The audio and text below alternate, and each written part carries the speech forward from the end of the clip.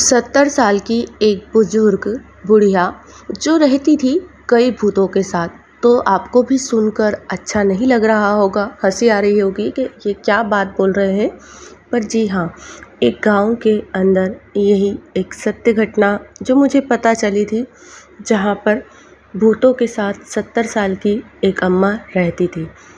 उसके जो परिवार है उसका वंश 3 पीढ़ी आगे निकल गया है, पर वो लोग अभी भी प्रॉपर तरीके से पनपे नहीं हैं। मीन्स कि उन्हें हर चीज़ में तकलीफ़ होती है। तो फ्रेंड्स, ये कहानी काफ़ी डरावनी और काफ़ी खौफनाक है। इस कहानी को आगे ले चलने के पहले अगर आप मेरे चैनल पे नए हैं तो प्लीज़ चैनल को सब्सक्राइब ज़रूर कर दीजिएगा, और अगर वीडियो पसंद आए तो लाइक और शेयर करना ना भूलिए। तो चलिए स्टार्ट करेंगे ये कहानी। तो फ्रेंड्स, एक जलाधा नाम का एक गांव था जहां पर ये बूढ़ी अम्मा रहती थी। तो बूढ़ी अम्मा का एक परिवार था जिसमें एक बेटा था, एक पोता था सूरज नाम का, और उसकी बहू। तो इनके परिवार में केवल ये 4 सदस्य थे और एक हंसता खेलता पूरा गांव, जहां पर कभी कोई बीमार नहीं पड़ता, कोई को किसी से कुछ मतलब नहीं रहता था। अच्छे से हंसते खेलते परिवार बीत रहे थे। सभी के जीवन में खुशियां थी, पर कुछ ही पल में ये सब ख़त्म होने वाला था। तो किसी ने नहीं सोचा था कि ये सब चीज़ें इतनी डरावनी आगे चल के हो जाएगी। तो जो सूरज की दादी थी, वो इसके साथ काफ़ी क्लोज थी। तो दोनों जने साथ ही रहते थे, पर कुछ ही समय पहले सूरज की जो दादी थी वो अजीब अजीब हरकतें करने लगे। कमरे में बंद रहते थे।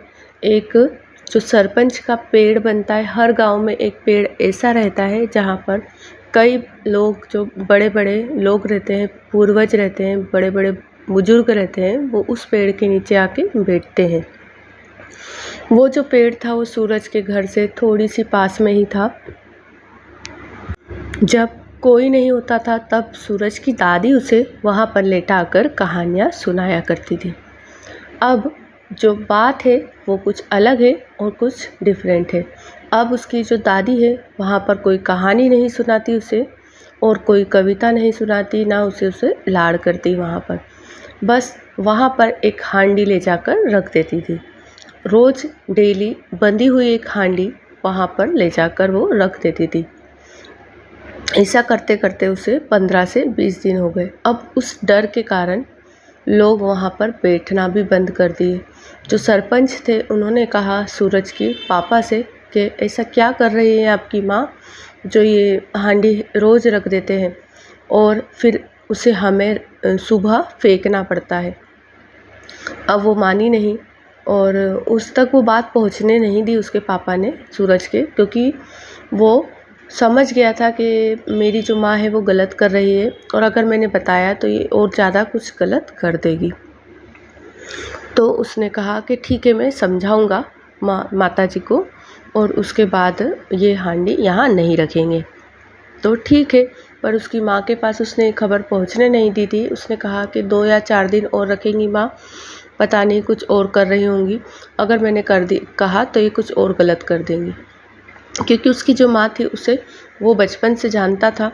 वो अंदर ही अंदर पता नहीं भूतों को, प्रेतों को बुलाया करती थी। कमरा जो उनका था, उस कमरे में किसी की जाने की इजाज़त नहीं थी, इवन सूरज की भी नहीं थी।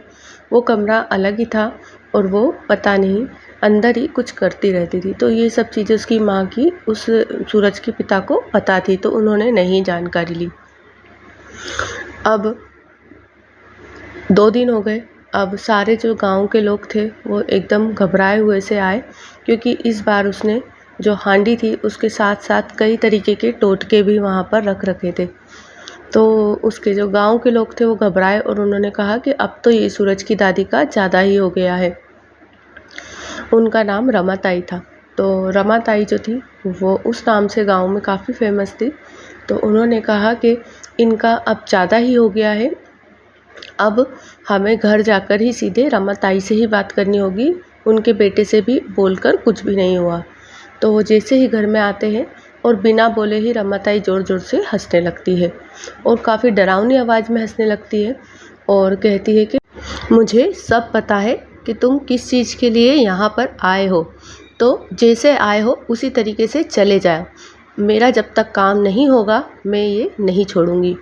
तो उसका जो पिता रहता है सूरज का, वो एकदम घबराता है और कहता है मैंने तो माँ को कभी भी ये बात बताई नहीं है, तो इन्हें पता कैसे चली कि जो गांव के लोग हैं वो आपके रात को ये मटकी रखने से परेशान है। और माँ जो रहती थी वो इस समय अब घर से निकलना भी बंद कर दिया था, क्योंकि इन चीज़ों में वो ज़्यादा लग गई थी, ना किसी से ज़्यादा बात करना ना कुछ।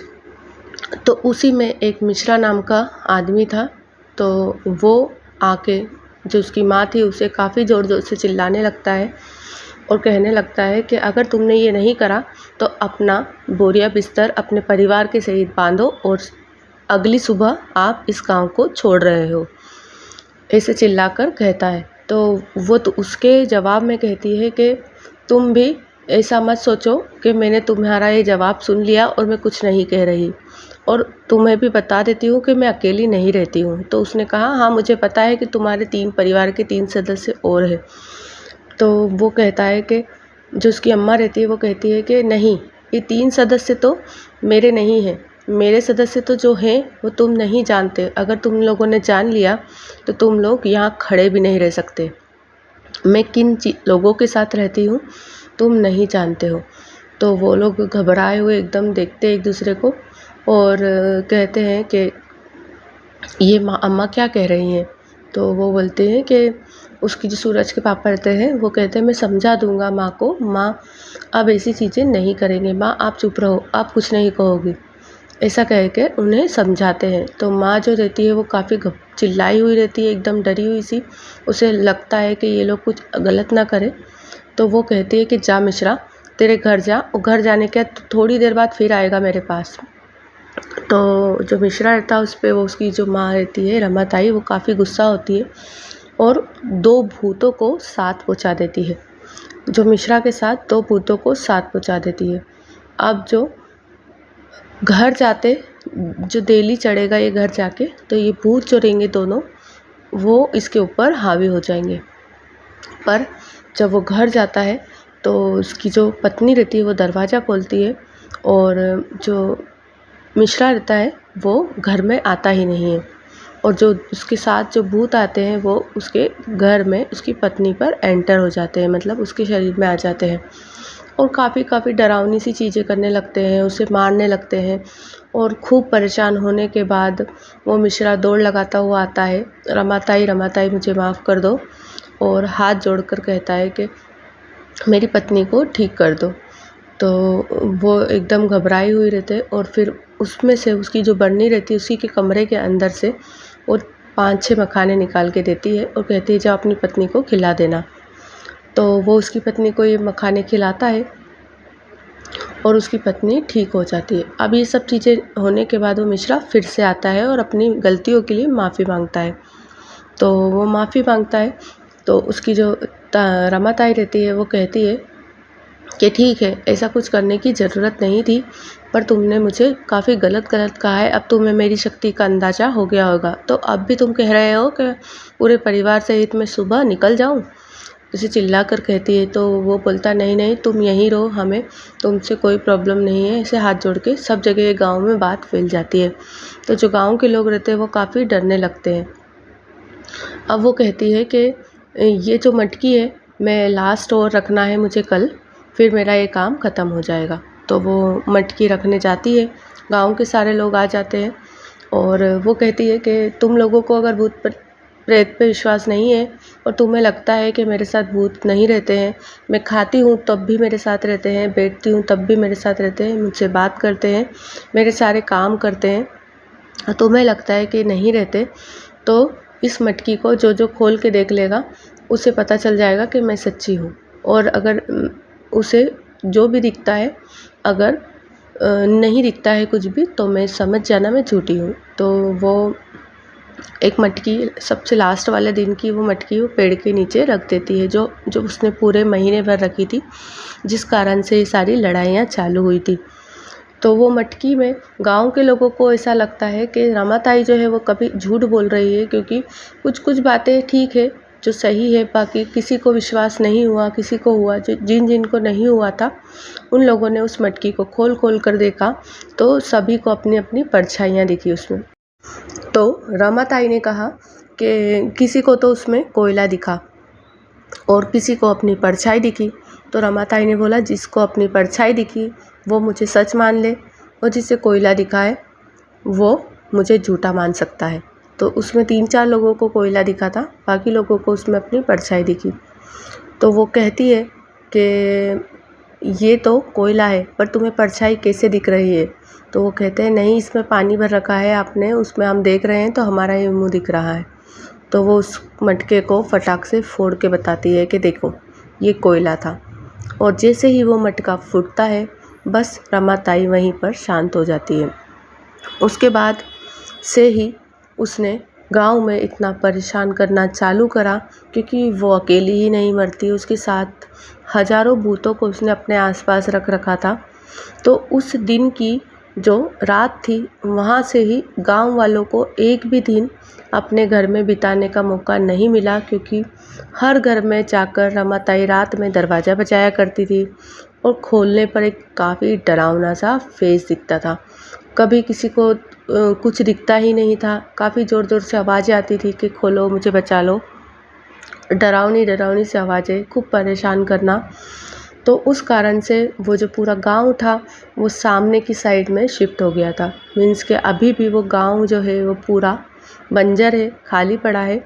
और वो उसका जो पोता है उसने बताया कि आज भी हम हमारे गांव से सामान नहीं लाए हैं, हम हमारे घरों से शिफ्ट हो गए थे दूसरे सामने की साइड में जो एक दूसरा गांव था वहीं पर दूसरी सुबह हम लोग सभी शिफ्ट हो गए थे और उस रात को हम पूरा गांव एक साथ जगा था। बस वही रात थी, उसके बाद हम लोग कभी भी वहाँ पर नहीं सोए, ना ही आए हम हमारे गांव में, ना ही जो बचे हुए जो सामान थे जिसे हमने बड़े बड़े जो सामान निकालना थे वो भी हम लोग निकाल नहीं पाए थे, क्योंकि दादी का इतना खौफ था और मैं उनसे इतना डरने लगा था। वो अभी भी मुझे कई बार सपनों में दिखते हैं, पर हम लोग वहाँ से शिफ्ट हो गए, वहाँ से बिल्कुल अब उस जगह पे हम लोग कोई भी, पूरा गांव नाम नहीं लेता है जाने का।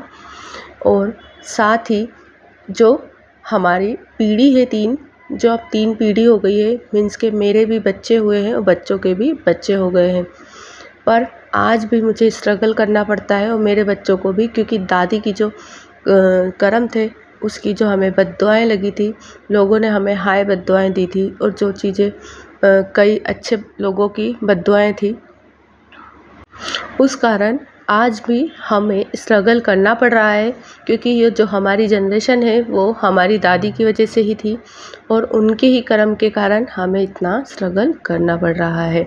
तो वीडियो कैसी लगी आपको, और अगर अच्छी लगी हो तो मुझे कमेंट्स बॉक्स में ज़रूर बताइएगा और प्लीज़ चैनल को सब्सक्राइब ज़रूर कर दीजिएगा। Thanks for watching.